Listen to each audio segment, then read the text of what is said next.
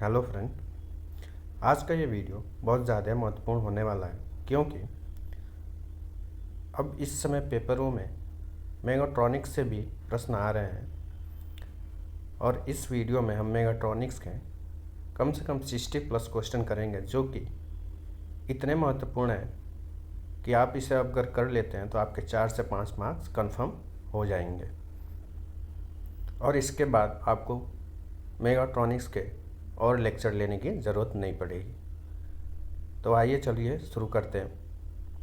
और दोस्तों, शुरू करने से पहले अगर जिसने सब्सक्राइब नहीं किया है उनको बता दें कि सब्सक्राइब कर ले, क्योंकि पिछले कम से कम 10 सालों के क्वेश्चन पेपर इस हफ्ते में अपलोड होने वाले हैं जिसका कि नोटिफिकेशन उनको मिल जाए। तो आइए स्टार्ट करते हैं। पहला प्रश्न है मेगाट्रॉनिक्स का। रोबोट इज डिराइव्ड फ्रॉम चेक वर्ड। ऑप्शन दिया है रोबोटा, बी ऑप्शन दिया है रोबोता, सी रेबोता या डी रिबोता। तो इसका सही आंसर है रोबोता, जो कि ऑप्शन नंबर बी बिल्कुल सही है। अगला प्रश्न है a robot is a. Option दिया है प्रोग्रामेबल, बी ऑप्शन दिया है जीरोथ पास, सी दिया है ऑप्शन ए और बी, और ऑप्शन डी दिया है नन ऑफ दी एबव। तो इसका सही आंसर हो जाएगा option C, both A and B. अगला प्रश्न है the main objective of industrial robot is to. Option दिया है to minimise the labour requirement. अगला ऑप्शन है to increase productivity. Option C है to enhance the life of production machine, और option D दिया है ऑल ऑफ द एबव। तो प्रश्न है the main objective of industrial robot is, तो आंसर हो जाएगा ऑल ऑफ द एबव, क्योंकि रोबोट लेबर रिक्वायरमेंट को कम करता है, प्रोडक्टिविटी को बढ़ाता है, और production machine enhance the life of production machines. अगला प्रश्न चलते हैं। अगला प्रश्न है डैश यानी कि खाली स्थान is true for a robot and NC machine. Option दिया है different feedback system are used in both. Option B दिया है similar power drive technology is used in both. Option C दिया है programming is same for both, और option D दिया है all of the above. तो इसका सही ऑप्शन हो जाएगा, यानी कि सही आंसर हो जाएगा similar power drive technology is used in both. तो ऑप्शन नंबर बी हमारा बिल्कुल सही है। अगला क्वेश्चन है drives are also known as. Option दिया है कंट्रोलर, सेंसर, मैनिपुलेटर और एक्चुएटर। तो इसका सही आंसर हो जाएगा option D actuators. Question number 6 clockwise of anti-clockwise rotation about the vertical axis to the perpendicular arm is provided through। Option दिया है shoulder swivel, elbow extension, arm sweep and wrist band. तो clockwise of anticlockwise rotation, तो इसका answer हो जाएगा option number C arm sweep. Question number 7 है radial movement in and out to the manipulator arm is provided by. Option दिया है wrist band, wrist swivel, wrist या elbow extension. तो radial movement in and out to the manipulator arm is, तो हो जाएगा इसका answer elbow extension, जो कि ऑप्शन डी सही है। क्वेश्चन नंबर 8 है, industrial robots are generally design to carry which of the following coordinate system. Option दिया है Cartesian coordinate system, B option है polar coordinate system, option C है cylindrical coordinate system और option D है all of the above. तो industrial robot जो होता है वो जनरली किसके लिए डिज़ाइन होता है, तो ऑप्शन डी हमारा सही हो जाएगा, ऑल ऑफ द एबव, सभी के लिए डिज़ाइन होता है, सभी कोऑर्डिनेट सिस्टम के लिए। क्वेश्चन नंबर 9 है, industrial robots are generally design to carry dash इस कोऑर्डिनेट सिस्टम। तो इसका भी आंसर हो जाएगा ऑल ऑफ द अबव, यानी कि Cartesian coordinate system, polar coordinate system and cylindrical coordinate system. Question number 10 है, the robot designed with Cartesian coordinate system has. तो कार्टेशियन सिस्टम में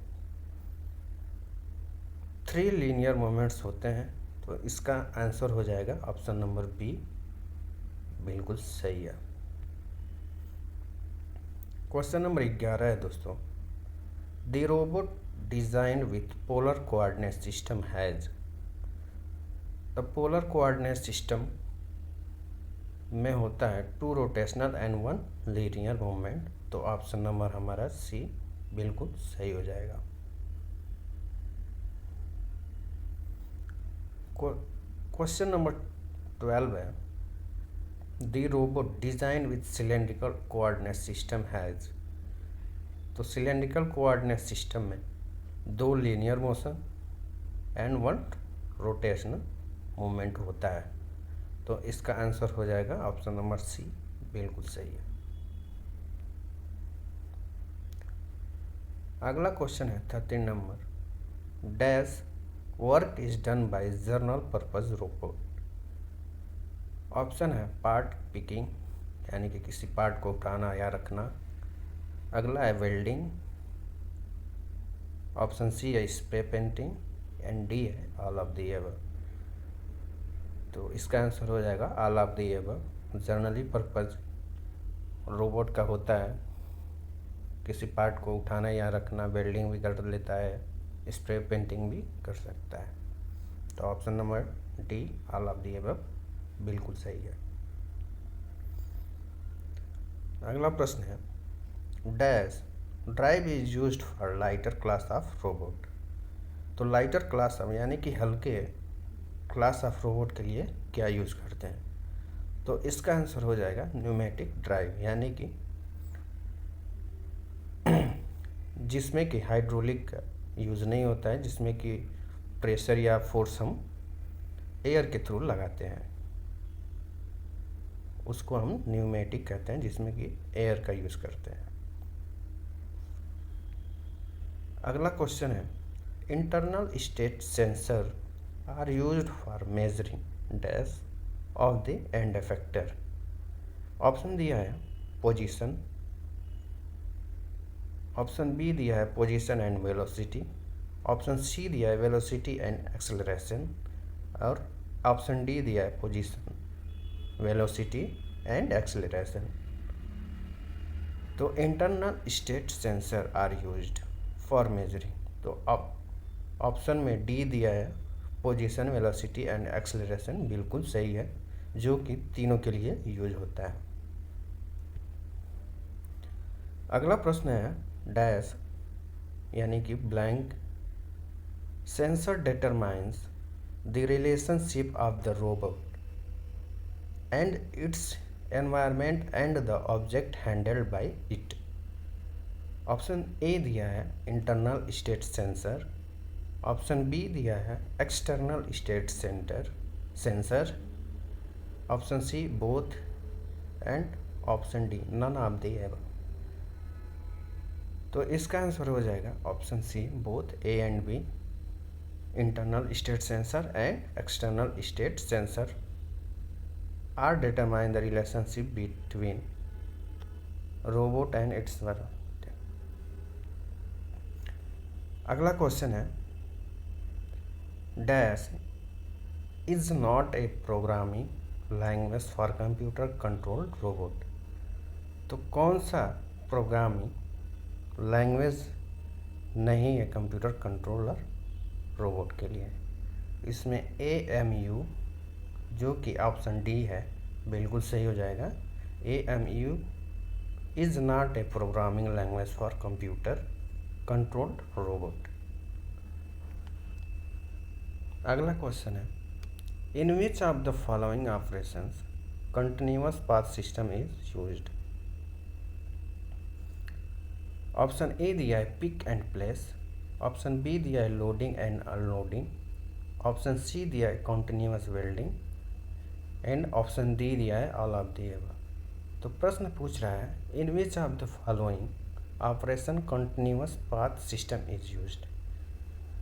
तो यानी कि जो काम है वो लगातार हो रहा है। तो ऑप्शन सी हमारा दिया है कॉन्टिन्यूअस वेल्डिंग, जिसमें कि काम कंटिन्यूअस होता रहता है। तो आंसर हमारा ऑप्शन सी बिल्कुल सही हो जाएगा। अगला प्रश्न है which of the name for information sent from robot sensor to robot controllers. Option है temperature, pressure, signal and feedback. तो ऑप्शन डी बिल्कुल सही हो जाएगा फीडबैक। फीडबैक जो होता है वो इंफॉर्मेशन सेंड करता है रोबोट सेंसर को।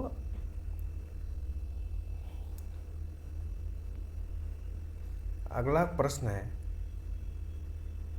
खाली स्थान terms refers to the rotational motion of robot arm। Option दिया है swivel, axle, retrograde and roll. तो ऑप्शन डी हमारा सही हो जाएगा roll. Roll terms refers to rotational motion of a robot arm। अगला प्रश्न dash is the name for space inside which a robot unit operate.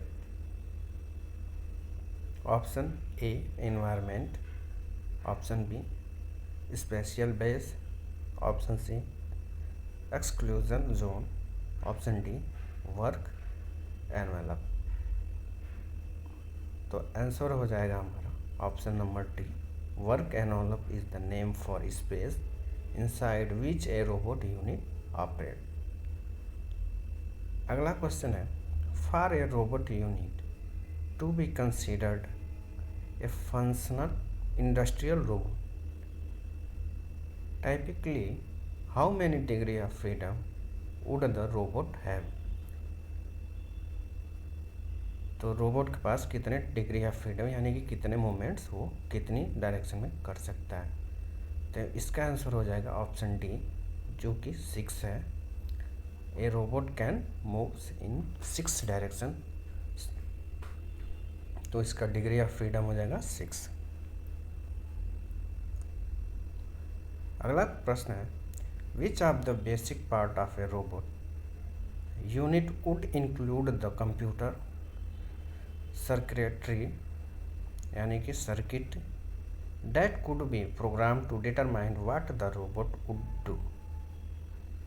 Option दिया है controller, sensor, arm end effector. तो option A इसका सही answer हो जाएगा controller. अगला प्रश्न है dash terms refers to the use of compressed gases to drive power the robot device.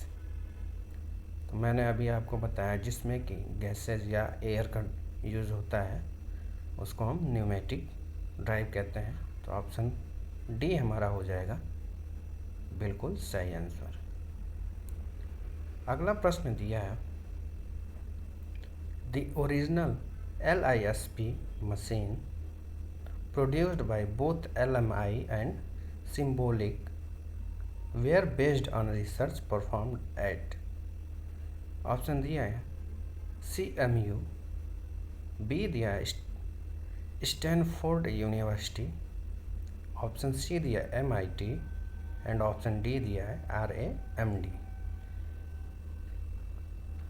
तो ऑप्शन सी हमारा सही हो जाएगा, जो कि MIT है। इसने LIM एंड सिंबॉलिक MIT जो है इसी ने LISP मशीन को प्रोड्यूस्ड किया था। अगला प्रश्न है dash terms is not one of the 5 basic part of A robot. Option दिया है ए एंड इफेक्टर, जो कि रोबोट का पार्ट है। बी दिया कंट्रोलर, ये भी है। सी दिया ड्राइव, ये भी है। और ऑप्शन डी दिया है पेरिफेरल टूल्स, तो ये रोबोट का एक पार्ट नहीं है। तो ऑप्शन डी हमारा बिल्कुल सही हो जाएगा। अगला प्रश्न है decision support programs are design to help managers make. Option D दिया है budget projections, business decision, visual presentation and vacation schedules. तो ऑप्शन बी हमारा सही हो जाएगा बिजनेस डिसीजन, जो कि decision support programs are design to help manager make. तो ये हो जाएगा बिजनेस डिसीजन। अगला प्रश्न है prolog is an AI programming यानी कि artificial intelligence programming language which solves problem with A form of symbolic logic known as predictive calculus. It was developed in 1972 at the University of Marseille by a team of specialists. Can you name the person who headed this team? तो इसमें कहा गया है जो prologue जो AI मतलब artificial intelligence programming language है, किसने इसको इन्वेंट किया था या खोजा था।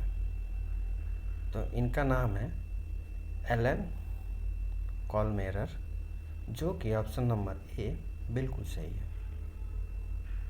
अगला प्रश्न है the number of movable joints in the base the arm and the end effector of the robot determines. तो ऑप्शन दिया है play load capacity, option B दिया है ऑपरेशनल लिमिट्स, ऑप्शन सी दिया है फ्लेक्सिबिलिटी एंड ऑप्शन डी दिया है freedom of degree of freedom. तो इस क्वेश्चन में कह रहा है कि the number of movable joints in the base end effector are of the robot determines. तो ये हो जाएगा option number D degree of freedom determines the movable joint in the base are end effector of the robot. अगला प्रश्न है dash places would be least likely to include operational robot. तो वो कौन सा प्लेस है जहाँ ऑपरेशनल रोबोट देखे जा सकते हैं। तो वो मतलब कम दिखते हैं, हालांकि मतलब इंडस्ट्रियल रोबोट इंडस्ट्री में ही काम ज़्यादातर आता है। तो ऑप्शन दिया warehouse, factory, private homes, hospitals. तो प्राइवेट होम्स ऑप्शन सही हो जाएगा। Option C private homes places would be least likely to include operational robots. अगला प्रश्न है which of the following statements concerning the implementation of robotic system is correct. Option A दिया है implementation of robots can save existing jobs. Option B दिया है implements of robots can create new jobs. Option C दिया है robotics could prevent A business from closing. And option D दिया है all of above. तो option D हमारा बिल्कुल सही हो जाएगा कि एक रोबोट एग्जिस्टिंग जो जॉब्स है उसको ही बचा सकता है, नया जॉब्स क्रिएट भी कर सकता है और किसी काम को बंद होने से बचा भी सकता है। अगला प्रश्न है, principle of cybernetics was developed by. Option दिया है जोसेफ कापेक, बी दिया है option Isaac Asimov, option C दिया है Karel Capek and option D दिया है नॉर्बर्ट वियनर। तो ऑप्शन नंबर डी बिल्कुल सही हो जाएगा, Norbert Wiener is the father of cybernetics. अगला प्रश्न है, dash represent muscles of robot. Option दिया है power supply represents muscle of robot, नहीं होगा। ऑप्शन बी दिया है माइक्रो कंट्रोलर्स, ये भी नहीं होगा। ऑप्शन सी दिया है रोबोटिक आर्म, ये भी नहीं होगा। ऑप्शन डी एक्चुएटर, बिल्कुल सही। तो actuator represent muscle of robot. अगला प्रश्न है, ZMP स्टैंड फॉर। तो ZMP का मतलब होता है जीरो मोमेंट पॉइंट। तो ऑप्शन नंबर बी बिल्कुल सही। अगला प्रश्न है, L293T इज एन। तो ये एक मोटर ड्राइवर IC है। तो ऑप्शन नंबर डी हमारा सही हो जाएगा। अगला है, ANN स्टैंड फॉर। तो ANN stand for artificial neural network, जो कि ऑप्शन नंबर सी बिल्कुल सही हो जाएगा। अगला प्रश्न है, इन ANN यानी कि न्यूरॉन्स आर रिप्रेजेंटेड बाय। तो ऑप्शन दिया memory, option B processing element, option C wires, option D none of mention. तो ऑप्शन नंबर बी हमारा सही हो जाएगा, ANN neurons are represented by processing elements. अगला प्रश्न है, dash is not one of the advantage associated with a robotics implementation program. Option दिया है A robots work continuously and around the clock. Option B दिया है quality of manufactured goods can be improved. Option C दिया है reduced company cost for worker fringe benefit. Option D दिया है low cost for hardware and software. तो option D बिल्कुल सही हो जाएगा, low cost for hardware and software. अगला प्रश्न है, dash laws is Asimov first and most important law of robotics. तो जो एसिमोव द्वारा फर्स्ट एंड इम्पॉर्टेंट जो रोबोटिक्स लॉ दिया गया था वो क्या है। तो ऑप्शन दिया गया है a robot action must never result in damage to the robot. Option B दिया है robot must follow the direction given by human. Option C दिया गया है robot must never take action harmful to human. Option D दिया गया है robot must make business a greater profit. तो option C हमारा बिल्कुल सही हो जाएगा। जो लॉ था वो था ये कि robot must never take actions harmful to human. अगला प्रश्न है, in LISP the function returns if object is cons cell and nil otherwise. तो इसका आंसर हो जाएगा ऑप्शन नंबर सी बिल्कुल सही है, in bracket CONSP less than object. अगला प्रश्न है, in a rule based system procedural domain knowledge in the form of. Option दिया है रूल इंटरप्रेटर्स, बी दिया है मेटा रूल्स, ऑप्शन सी दिया है कंट्रोल रूल्स, ऑप्शन डी दिया है प्रोडक्शन रूल्स। तो in a rule based system procedural domain knowledge is in the form of production rules. तो ऑप्शन डी हमारा सही हो जाएगा। अगला प्रश्न है, if a robot can alter its own trajectory in response to external conditions it is considered to be. तो option C सही हो जाएगा, इंटेलिजेंट। अगला प्रश्न है, one of the leading American robotics centre is the robotics institute located eight. तो option A CMU बिल्कुल सही हो जाएगा।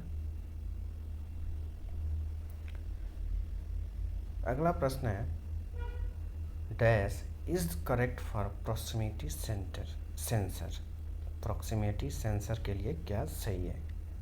तो वो inductive type, capacity type, ultrasonic wave type. Option D all of mention. तो proximity sensor all of the sense सबके लिए सही है, इंडक्टिव, कैपेसिटिव एंड अल्ट्रासोनिक के लिए। अगला प्रश्न है, dash person use the name robot first time in print. तो जिन्होंने रोबोट का पहले बार यूज़ किया था, रोबोट वर्ड का, उनका नाम है आइजैक असिमोव, जो कि ऑप्शन सी बिल्कुल सही है। अगला प्रश्न है, in ANN all PES are connected with feedback. तो जो ANN है वो ऑल PER से कनेक्टेड रहता है। ये सही है कि गलत है? ये बिल्कुल गलत है। अगला प्रश्न है, MLP is feed forward network. तो MLP फीड फॉरवर्ड नेटवर्क सही या गलत? तो ये सही है। अगला प्रश्न है, which of the following are not regular. इनमें से क्या रेगुलर नहीं है? तो string of even number of a's. Option B है string of a's whose length is a prime number. Option C है set of all palindromes made of a's and b's. Option D है string of a's whose length is perfect square. तो इसका option है A and B पहला, B है B C and D, option C है A B and C only, and option D है B and D only. तो option B हमारा सही हो जाएगा, बी सी एंड डी सही है, जो कि कॉन्टिन्यूअस या रेगुलर नहीं है। अगला है, ये तो क्वेश्चन हो गया। अगला प्रश्न है, in compiler optimisation operator strength reduction uses mathematical identities to replace slow math operation with faster operation. Dash could replacements is an illustration of operator strength reduction। तो ऑप्शन डी हो जाएगा, replace P into 32 by P less than and less than 5।